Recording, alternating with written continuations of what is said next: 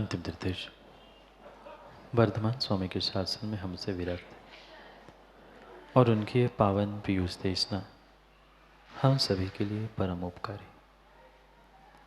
अनादिकाल से हमारी आत्मा में जो जन्म, जरा और मृत्यु रूपी रोग लगे, उन रोगों का उपशमन करने वाली कोई परम औषधि है तो वह है एकमात्र यह जिनवाणी। भव्यात्माओं, उत्कृष्ट स्थान को प्राप्त करने के लिए उत्कृष्ट वस्तु की आवश्यकता होती है। अच्छे जीवन के लिए अच्छे विवेक, अच्छे ज्ञान के साथ साथ वह उत्कृष्ट और अच्छे चारित्र की भी आवश्यकता होती है। और उसी कारण से यहाँ पर आचार्य भगवान शिवकोटि स्वामी ग्रंथराज रत्नमाला में श्रावकों के निमित्त से चरण कह रहे हैं, चारित्र कह रहे हैं। क्योंकि संजीव भाई, कौन नहीं चाहता अपने चरण पूजे? हर व्यक्ति संसार का चाहता है कि मेरे चरण पूज जाए, पर चरण उन्हीं के पूजे जाते हैं बारंबार जिन्होंने चरण को यानी चारित्र को प्राप्त किया। क्योंकि ये पक्का मानना, जीवन में एक बार तो चरण पूज गए, जीवन में एक बार तो चरण पूज सकते हैं, और बार बार चरण पूजना है, बार बार चरण पूजवाने हैं, तो हमें उस चरण यानी चारित्र को समझने की आवश्यकता। क्योंकि संसार की भी सिद्धि हो या संसारातीत होने की भी सिद्धि हो, वह चारित्र के अभाव में नहीं हो सकती। जिसके पास वह चारित्र रूपी चरण है, चरण यानी दो पैर भी और चरण यानी चारित्र भी। चरणानुयोग सुना होगा ना नाम, जहां चारित्र का व्याख्यान है वही चरणानुयोग है, और उस चरणानुयोग को ही हम समझ रहे। आसान है, फिर भी आसान है उन करणानुयोग को करणानुयोग के सिद्धांतों को समझ लेना। फिर भी बहुत बहुत आसान है उन द्रव्यानुयोग के द्रव्य को समझना, 6 प्रकार के द्रव्यों को समझना। पर अगर कठिन कुछ है तो चरणानुयोग को समझ के जीवन में उतारना कठिन है। करणानुयोग के सिद्धांतों को जरूरी नहीं है कि प्रत्येक सिद्धांत को हम समझकर जीवन में उतारे। कर्म सिद्धांत समझ में आया, बहुत समझ में आया, पर चरणानुयोग के सिद्धांत और चरणानुयोग की बातें समझ में नहीं आई और चरणानुयोग को जीवन में नहीं उतार पाए तो जीवन की सिद्धि संभव नहीं है। वह मोक्ष की सिद्धि संभव नहीं है, संसार की सिद्धि भी संभव नहीं है उस चारित्र के अभाव में। और इसीलिए शिवकोटि स्वामी उस श्रावकों के निमित्त से चारित्र समझा रहे। ये भूल मत करना सपन जी कि चारित्र तो रत्नत्रयधारी का होता है। रत्नत्रयधारी का तो रत्नत्रय रूप सम्यक चारित्र होता ही है, पर वहां तक पहुंचने के लिए इन श्रावकों को भी चारित्र धारण करना होगा, उसके बिना काम नहीं बनेगा। और उन श्रावकों के ही निमित्त से आचार्य भगवंत यहाँ चरणानुयोग चारित्र की व्याख्या कर रहे कि श्रावक बनना है तो तुम्हें इन इन स्थानों पर, इन इन मंजिलों पर पहुंचना अनिवार्य है। क्योंकि स्वाभाविक सी बात है, जो छलांग लगाता है, बहुत दूर कूदने का प्रयास करता है, जरूरी नहीं है हर कोई छलांग लगाए, जरूरी नहीं है हर कोई कूद ले। बीच में गिर गए तो फिर क्यों नहीं क्रम क्रम से हम काम करें, एक एक एक एक सीढ़ी चढ़ते हुए, एक एक सोपान चढ़ते हुए, एक एक प्रतिमा को धारण करते हुए हम क्यों ना ऊपर पहुंचे। पर क्या करें, कितना कितना कितना ही हम समझे सुने, पर जब तक भीतर का बोध नहीं है कक्का, तब तक कोई बात समझ में नहीं आती। चाहे आचार्य भगवंत हो, चाहे मुनिराज हो, चाहे विद्वान हो, चाहे ग्रंथ भी सामने रख दिए जाए, पर जिसके भीतर का सम्यक निर्णय नहीं है उसे कभी बात समझ में आती ही नहीं आ सकती।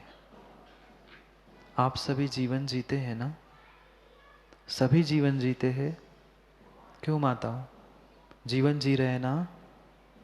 कोई कह रहा हो जीवन जी नहीं, कोई किसी का कट रहा हो, जी रहा है कोई, पर जीवन तो चाहे सुख से चाहे दुख से जीवन तो बीत रहा है।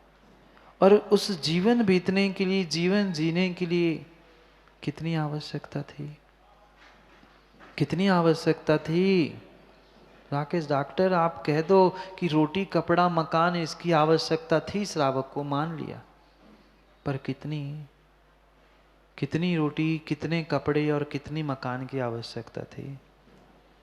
दिन में 5-10 रोटी, दिन में 2-4-5 कपड़े और 1-2 मकान, इतने में काम बन गया? काम जीवन का बन जाता, पर हम नहीं समझ पाए। परिपूर्ण रूप से हाय हाय करते हुए कितना कितना पाप पल पल में कमा रहे हैं। मां पाप नहीं कर रहे ना? बोलो ना, कर रहे हैं। पल पल एक एक क्षण मात्र उस हिंसा, झूठ, चोरी, कुशील, परिग्रह, उनके पीछे कितना सावध्य और कितना पाप कर रहे हैं। एक भी क्षण ऐसा शायद नहीं बीता जहां हमारी पाप से रहित परिणति हो। कितनी विषयों में, कितनी कषायों में हमारी आसक्ति चल रही है। जीने के लिए मनीष भाई बहुत कुछ नहीं करना पड़ता, करना पड़ता है प्रमोद भैया। जीने के लिए कितना, 2 टाइम के भोजन का हिसाब किया था एक दिन, याद है? 5,000 पूरे घर का, पर उतना होने पर शटर बंद कर दी? नहीं कर दी। पक्का मान लो, जीने के लिए बहुत पाप, बहुत आराम, बहुत हिंसा, कुछ भी नहीं करना पड़ता। जो भी आप कर रहे हो, माँ चाहे झूठ बोलना हो, सावध्य हो, चाहे पाप हो, परिपूर्ण रूप से तुम्हारे आने वाले दुख की सूचना देने वाली व्यवस्था है। विचार करना। जीने के लिए कितना खाते हो? जीने के लिए कितना खाते हो अजित भाई? 2-4-5 रोटी, दिन में 10 भी रोटी मान ली, उतना ही कमाते हो? नहीं। जीने के लिए पाप कम करना पड़ता है, दिखाने के लिए ज्यादा करना पड़ता है। ये मात्र और मात्र दिखावे के लिए जीना जी सीख लिया है, वास्तविकता का बोध अभी हुआ ही नहीं है। पल पल में, चाहे दुकान हो, घर हो, व्यापार हो, नौकरी हो, जहां पहुंचते हैं वहां पर मात्र और मात्र पाप और पाप के अलावा कुछ नहीं किया।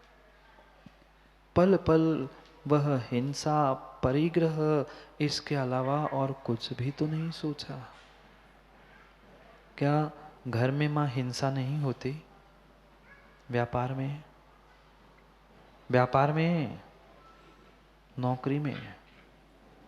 आज के युवा नहीं समझ पाते। वह भूत चढ़ा है सबको, हम तो नौकरी करेंगे, हम तो नौकर बनेंगे। वह आशीर्वाद लेने आते हैं, महाराज जी आशीर्वाद दे दो, अच्छी नौकरी लग जाए। व्यापार करना पाप है तो नौकरी करना महापाप है।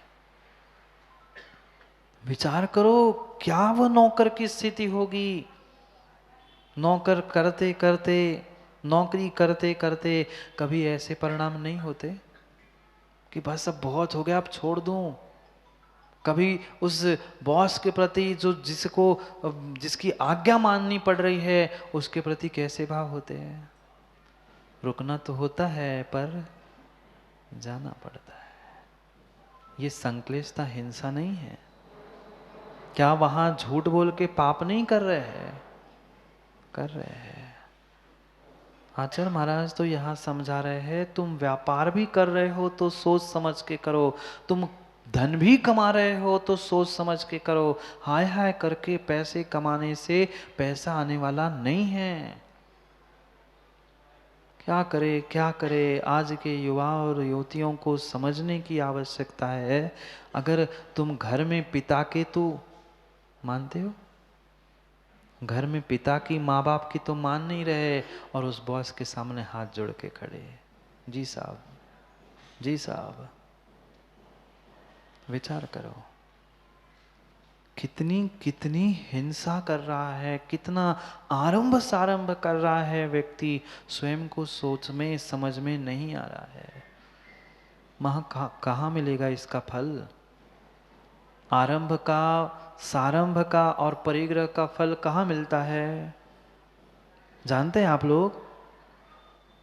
पीछे से इशारा कर रही माँ, महाराज जी, महाराज जी नहीं, अपने आप को कह दो हम। जानता है, हर व्यक्ति यहाँ बैठा हुआ जानता है, बहुआरंभम परिग्रहतम नारकस्य आयुषा, बहुत आरंभ बहुत परिग्रह करने से नरक नरक नरक ही मिलेगा। पर छोड़ा किसने? यहाँ छोड़ने की बात कर रहे हैं। अगला पायदान, अगली सीढ़ी, वह श्रावक की प्रतिमा की आरंभ त्याग प्रतिमा। बुद्धि पूर्वक सभी आरंभ का त्याग करने वाला वह जीव धन्य है। जो आज मात्र मात्र और मात्र पेट और पेटी के लिए जीने वाले, वह जीव ने निर्णय कर लिया कि आज से मेरा सब व्यापार बंद। आरंभ त्याग। जो 6 कर्मों की व्यवस्था आगम में बताई है, असी मसी कृषि सेवा वाणिज्य शिल्प, ये 6 प्रकार के काम विगृहस्थ के जरूर है, पर इससे आजीविका चलाते समय भी वह आरंभिक कार्यों को छोड़ देता है। क्योंकि एक एक प्रतिमा का स्वरूप समझ रहे हैं। आज उस 8वीं और 9वीं प्रतिमा को समझना है, आरंभ और परिग्रह। आरंभ का त्याग 8वीं प्रतिमा और परिग्रह का त्याग 9वीं प्रतिमा। किस लिए जुटा है आज का इंसान? कहता है, हर व्यक्ति कहता है, महाराज जी आपको क्या है? क्यों श्रीनाथ भाई? महाराज को क्या है, फ्री फोकट का मिलेगा, अभी खड़े हो जाएंगे सेठ बड़े बड़े हाथ जोड़ के, आओ महाराज आओ महाराज, वह जाओगे हाथ में देंगे, खा के आ जाओगे। हमारे तो पापी पेट का सवाल है। क्या कहोगे? महाराज जी हमें तो व्यवस्था बनानी पड़ती पप्पू भाई, पापी पेट का सवाल है। पापी पेट का नहीं है, पेट कभी पापी नहीं होता, पापी तू है, इसलिए पेट को पापी कह रहा है। पेट पापी है? पेट पापी नहीं है, पेट पापी नहीं है, पेट बिल्कुल भी संजीव भाई पापी नहीं है। अगर पापी कोई है तो घर में रखी तेरी पेटी पापी है, वह पेटी भी पापी नहीं है। अगर तेरे भीतर पाप नहीं होता तो पेटी में क्या ज्ञान था कि मैं पाप को और उस अर्थ को संचय करके रखूं। बिल्कुल भी माँ किसी भी पापी पेट का, पापी पेटी का सवाल नहीं है। ये पापी जीव का ही सवाल है। लालची बना बैठा है, मात्र जोड़ने में सब कुछ मांग रहा है। कितना ले जाएंगे दाऊ? क्या क्या ले जाएंगे? लिस्ट बना लेना घर जाके, कक्का घर जाके लिस्ट बना लेना कमरे में पहुंच के कि इतना इतना है, इतने इतने से मैं क्या क्या ले जाऊंगा, और पकड़ा देना पप्पू को और शशांक को, मैं इतना ले जाने वाला हूं भाई। दे दोगे? इधर ही बैठे बैठे मना कर रहा है दाऊ, देख लो। और दे भी देगा वो, तो क्या ले जा पाओगे? नहीं ले जा पाओगे, नहीं ले जा पाओगे।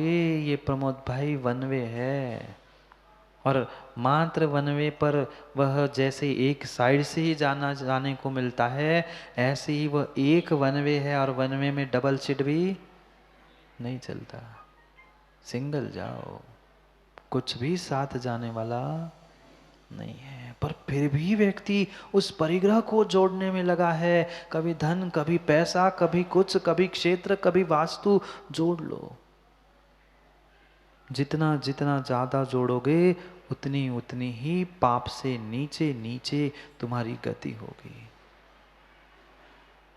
जानता है, हर व्यक्ति जानता है, मैं ऐसा ऐसा पाप करूंगा, मैं इतना इतना आरम सारम करूंगा, मैं इतना परिग्रह जोड़ लूंगा, मेरा स्थान नीचे होगा, पर छोड़ नहीं पा रहा है, समझ नहीं पा रहा है। और यहाँ जीव ने निर्णय कर लिया कि मैं अभी मात्र गृहस्थ था, मैं श्रावक था, अब मैं सद श्रावक बन रहा हूं, इस सावध्य का आरंभ का त्याग करते हुए। जो वध के साथ है वह सावध्य है। जहां वध होता है जीवों का, हिंसा होती है, वह सावध्य है, और उस सावध्य क्रिया को प्राप्त करना ही आरंभ है। कितना कितना अनावश्यक रूप से माँ दिन भर में हम सावध्य कार्य करते हैं, सावध्य सोचते हैं, और उन दोनों के निमित्त से आरंभ और पाप को ही कमाते हैं। भले ही ये लिखा है श्रावकों के लिए आजीविका करनी होगी, अर्थ अर्जन करना होगा, अर्थ पुरुषार्थ की भी बात लिखी है, पर ये कहीं भी आगम में नहीं लिखा है अनिति और अन्याय पूर्वक तुम आजीविका बताओ। लिखा है? नहीं, नहीं लिखा, नहीं लिखा। अनिल भाई, किस बात के धर्मात्मा, किस बात की टोपी, टोपी किस बात की, किस बात की टोपी और किस बात का हमारा धर्मात्मा पना? अगर हमने धर्मात्मा पना और प्रतिमा प्रमोद भाई मात्र और मात्र मैं अच्छा व्यापारी कहलाऊंगा इसलिए धारण की है, तो तुम्हारा ना व्यापार बचा, ना तुम्हारी प्रतिमा बची। ये आजकल की व्यवस्था हुई है दिखाने के लिए, क्योंकि पक्का मानना, तुम जैसे व्यापारी बनोगे सामने वाला व्यापारी तुम्हें वैसे ही मिलेगा। धर्मात्मा तुम बन के दिखाओ, मैं प्रतिमाधारी, मैं धर्मात्मा हूं, तो तुम्हें सामने वाला भी मिल जाएगा। क्योंकि ये तो संसार का नियम है, जो जैसा व्यक्ति होता है उसको वैसे ही मिलता है। दुर्जन है तो दुर्जन ही मिलते हैं, और सज्जन है तो सज्जन ही मिलते हैं।